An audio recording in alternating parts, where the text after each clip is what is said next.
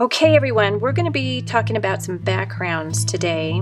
If you have not had a chance to work with backgrounds before in your coloring books or working with backgrounds in any of your designs, and you're brand new to backgrounds, I suggest that you check out a video that I've created that is really about the first steps in coloring backgrounds, and I talk about all the different ways using different kinds of materials that you can use in your home to use on backgrounds.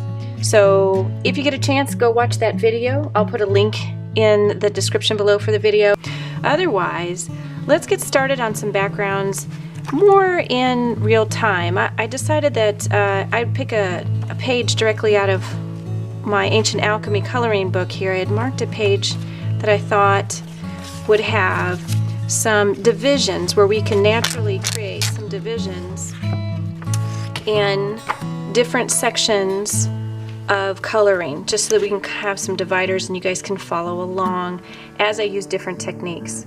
So I'm going to just jump right on in, and I will tell you that there are other videos that you can also reference. There are 12 blending tips that have to do with pencil blending. That is a really good video that you should probably go take a look at if you're working with pencils exclusively. Any of those 12 tips in that particular video can be used for backgrounds. And I also have a video that is about gel pens, and the information in the gel pen video is something that you can use for backgrounds here.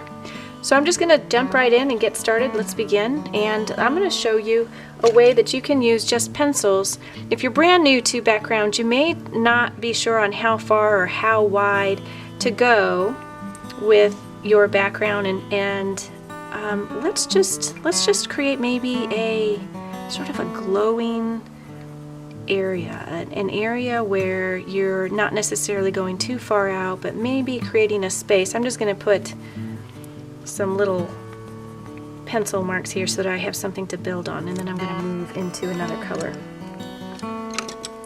And this is where I'm going to begin to take more time here. I'm doing small little circles. I'm going to rotate my pencil, and I'm going to create a space of color around my initial design. So imagine all of this here has already been colored in, and I want to bring focus to my design. I'm just going to create an outline of the design itself.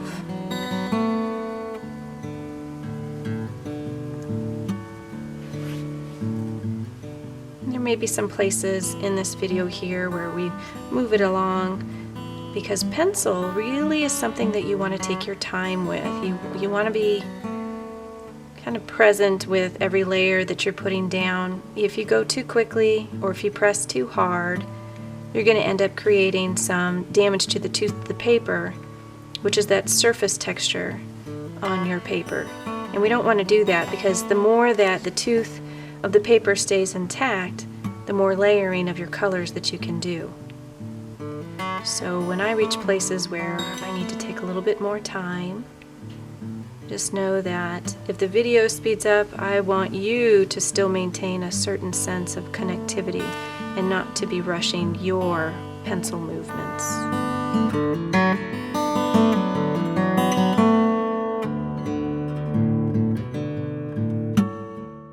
And this last little step here, I'm going to use a very, very light color, and I'm going to go over the whole thing, and I'm going to create a blending or burnishing where I'm moving all of the pigmented layers together and then gently taking that color out and fading it into the white background.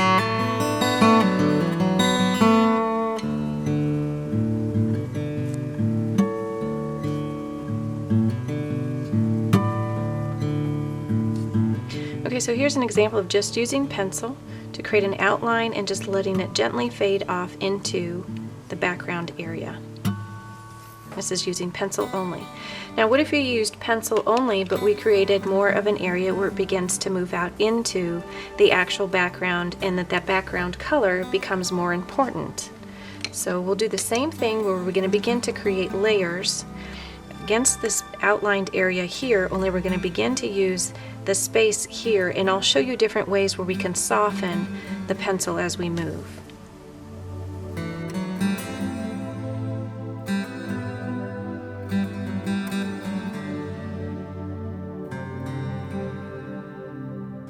And you'll notice I work lightly and I move into layers, so I'll go back into areas that I want darker. But I didn't initially start them out dark, and this will allow me to create a softer blending or vignette as it moves from one color to another.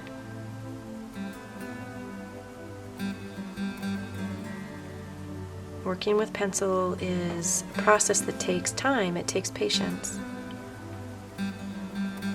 It's partly what makes it so relaxing.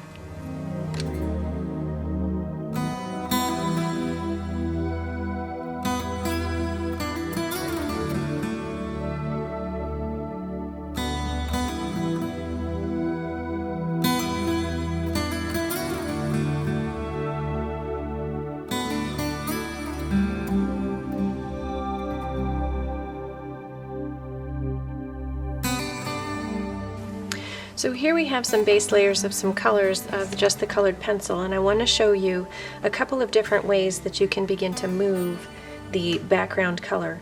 The first is using a blending stump, and I'm going to just use this middle part right here just to show you that with a blending stump you can soften the pencil in a way that begins to move the colors together.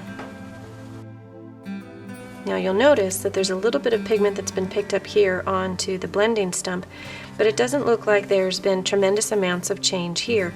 It's beginning to fill in the white spaces of the tooth of the paper, but let me show you a way that is going to be a little bit more dramatic.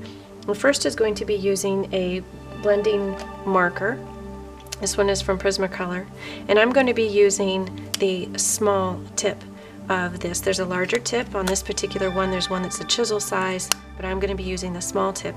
And from here I'm actually going to begin to be moving the pigmented color in the lightest areas first, and then I'm going to be moving into the darkest areas. The blending pen begins to break up the wax from its original form and begins to move it into the tooth of the paper in a very different way, and also begins to move the colors together. I'm using small little circles to begin a blending from one color to another by bringing, every time I create a circle and I go back into it, I'm bringing a little bit of that darker pigment forward, which is why I always want to start with that lighter area first. Otherwise I'm going to overrun the lighter area with darker. So this is one way to create just a different softening, blending effect. It creates a little bit of a richer color because you're filling in the white spaces of the tooth of the paper. And you'll notice it's very different than just using the blending stump with moving the colors together. Now if I had added darker pigments right in this area, it may have been more dramatic for you to pick up on the video, and the blending stump is available as a tool that you can use, but I just want to show you the difference between the marker, the blender pen. When you use a blender pen, you want to get a regular piece of paper, and you want to get any pigment that is transferred to the blender pen, you want to get it off by just running it through. Once it goes clear, you know it's clean. It might be stained, but it is clean, and so it is free to use on another section. The next thing I want to show you just in this area here is using gamsol. Gamsol is a solvent that can be used to move the wax of the paper to wax of the pencil in a way that is slightly different than just using the blending stump all by itself. So here I've put some gamsol in a clear glass. I've got some cotton balls, that way if it were ever to tip over, it won't spill anywhere. So what I'm going to do is take the blending stump and I'm just going to place it inside. You'll notice it begins to absorb into the blending stump. I'm going to cover this immediately. This is an odorless solvent, so just because I can't smell it doesn't mean that it's not a solvent. So I want to cover this immediately and move it out of the way. And I'm going to do the same thing as I did with the blending pen. I'm going to start in the lighter areas, do soft little circles, and begin to move these colors together.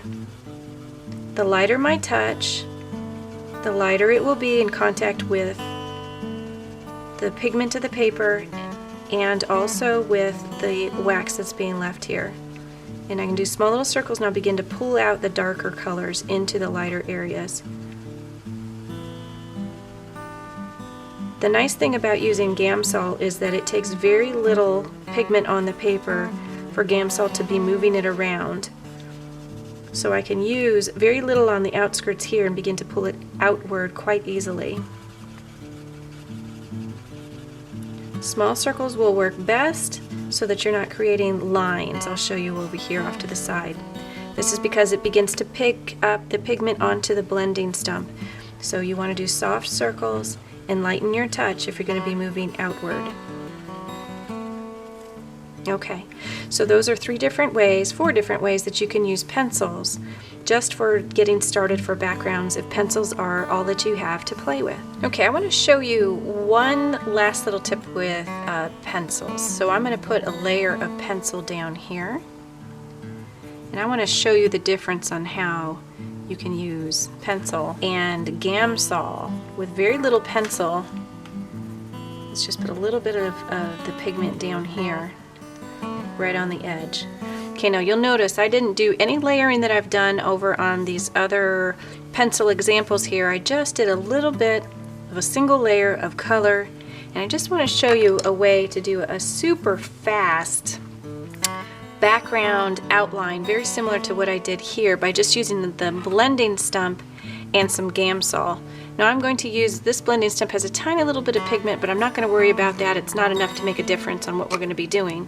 So I'm going to just take the gamsol in my glass jar here. I'm going to absorb it into the tip of my blending stump, and I'm going to seal this immediately. And I'm going to take the blending stump and I'm going to pull the pencil into the open area of this background, small little circles, and it will create a very soft blending from the outlined area of my design and begin to move that into the white space of the background. And you'll notice that it's going to give a different look than that layered look that we did with pencils in the very beginning.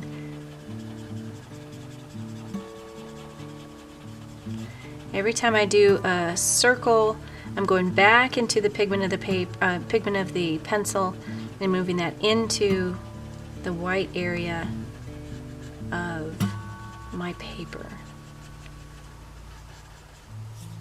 And there you go. There's one last little example of using a very little pencil and moving that into a background space. And then just to show you a continuation of just doing that single color, I'm going to just very gently move this over into that very first layer that we did at the very beginning, just to show you what the gamsol will do to move these colors out to a softer blending. And you can see the difference between here and here. If you're interested in getting more detailed information on how to work with pencils, please go check out the 12 blending tips video. It goes through 12 different blending tips that can absolutely be utilized for your backgrounds. Also, check out the gel pen video that will show you some more detailed examples on how to use the gel pen and the colored pencils in unison. Examples from today are from the Ancient Alchemy Coloring Book, Celtic Knots, Mandalas, and Sacred Symbols.